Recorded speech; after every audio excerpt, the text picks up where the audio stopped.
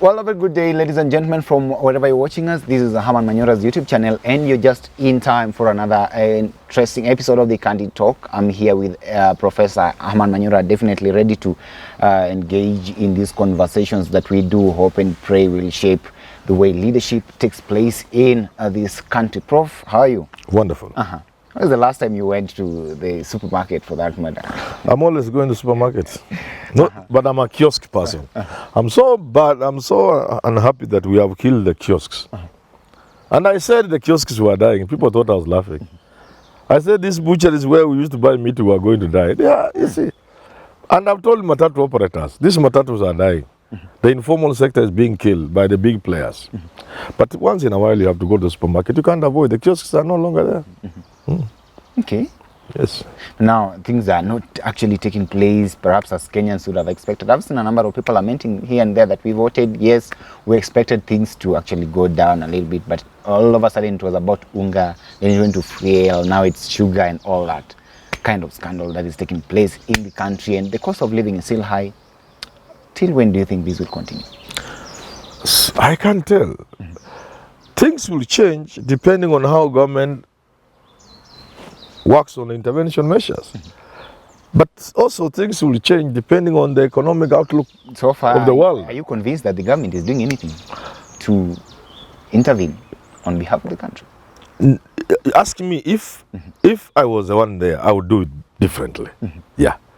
To them, they are doing their best. Their best to me doesn't seem to be good enough. I would do it better if I was the one. Okay. Yes. Well and good, here we go. You've always talked about the place of merit in choosing of public servants, of course, in the civil service. And we had this conversation the other time with you, talking specifically about Nordin Haji, who had been actually nominated by the president as the now Director General in charge of the National Intelligence Service, definitely there in forming part of the National Security Council. And you said that in this country, merit has no place at all in the public service, and I wonder why you said that. But of course, you also mentioned that perception, or rather public perception, or rather how people see things also matters a lot. Recently, we've had now Wafula Chebukati's wife, who's been actually I wonder why you're giggling at that, but of course she's been nominated as now the chair of that commission on revenue allocation. So I'm here, and a number of Kenyans have taken issue with this and said, really, what is it that you're showing to the people? Now, my question therefore would be to you, what do you think the president is trying to portray to the public? Is it a good image for that matter, or is it just normal that any Kenyan, now that she's there, can't get any job? I was reading a tweet from a former student of mine, Stephen Mutoro of Kenya Federation of the Consumer, whatever, COFEC or something like that. Very interesting tweet. People are saying Ruto has appointed Chebukati's wife. How many people know, including the media? He's asking the media, how do you know this is Chebukati's wife? Have you looked at the marriage certificate? He was attacking the media. Well, he has a point. But really, communication is about assumptions. The assumption is that everybody knows this is Chebukati's wife. And the assumption would be, again, that it is a reward for being a good. But you see, is it also not possible that she's qualified for the job? Of course she is. I don't know. I haven't even looked at her. Is it not possible she's qualified? I also read somewhere people saying, okay, this lady has had an experience of 30 years in the civil service, and of course she's up to the task. You know, again, but merit is not an issue in this country. We have agreed. So you cannot say it is because she merits, because that's not the consideration. Somebody asked me yesterday, Manyora, you are talking about merit. Well, what do you mean that we don't follow merit? I said, I don't need any evidence. If Kenya was a country that gives merit some place, we would not be where we are. No, the challenges facing this country are clear, straightforward, and they are not even serious challenges. Other countries have challenges you'll have to take 10 years to identify, another 20 years to deal with, because of the magnitude, because of the complexities. But ours are clear. And the interventions, you just this country can, you know, I believe we can beat any African country in terms of development and standards of living, especially standards of living. How long will it take South Africa to improve the standards of living of the people of South Africa, to increase the happiness index, to create equality in society? It will take them 10 times what it will take us. So, merit, but merit is not there. Maybe what you are trying to ask, was it not a little insensitive on the part of the president? Definitely, and that is what a number of Kenyans have taken. I think it was insensitive on the part of the president to appoint that lady to such a high-profile job. The president seemed to be pursuing what I would call a dangerous or risky gamble. And I think it's not even necessary. Kenyans have this word utadu, that I don't think there's anything you can do after all. Why am I calling it a gamble? Appointments from the president are showing, one, the president is not a man who forgets his friends. The president rewards loyalty. Ruto will stand by your side. You have his back, he will have your back. Is that what you're reading from the appointment of? And then I'm coming to something, I'm coming there. And he wants to pass a message that if you stand with me, you can be sure of somebody who can cover your back. And I'm not talking about Chepukati, I'm talking about the general appointments. Because we have been wondering the sort of people he has been appointing, how? That means, going forward, the president will continue to make friends by leaps and bounds. You see? And that serves his political interest. But why is it a gamble? It's a gamble because people can get to a point and say enough is enough. Enough is? Enough is enough. And that's what I was saying. When human beings get to a point where enough is enough, they become animals and you can't deal with them. Enough is? Enough is enough. Yeah. In other words, some of the appointments are so irritating. They are so irritating that they can easily push the country to a point of saying enough is enough. And this is why I would advise the president, be mindful, be sensitive. Be sensitive. You can push people to the position of enough is enough. And at that point, a human being is an animal. Enough is? Enough is enough. Yes. They should not. So therefore, I found the appointment of this lady, if she indeed she's Chepukati's wife, a little insensitive. Why are you On saying the part of the president. Why are you saying if she's Chebukati's wife? Because Stephen Mutoro has told us we don't know. How do we know? I don't know. I haven't looked at the marriage certificate. Yeah. So I want to agree with Mutoro. How do we know she's wife? Mutoro Neni's Chepukati's wife. So why are you saying it's a little bit insensitive on the side of the president? The issues surrounding the past election, which are still being contested, even now.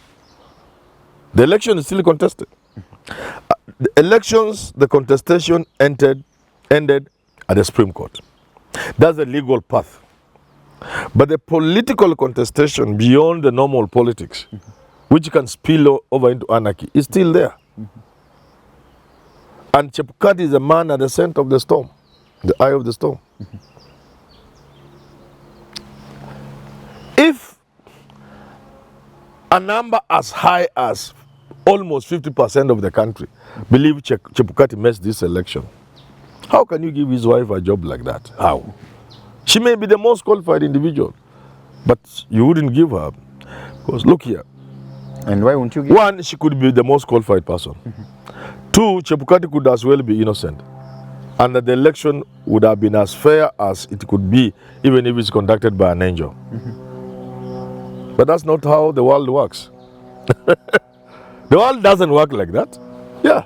It's not Ruto's world, it's not Manyora's world. No, the world is the world. And there are certain things in the world you can't change. So if a figure as high as almost 50% of Kenyans believe Chebukati missed the election, how can you proceed to give the wife a job, however qualified she is? That's the point I'm saying. It doesn't make sense, it doesn't add up.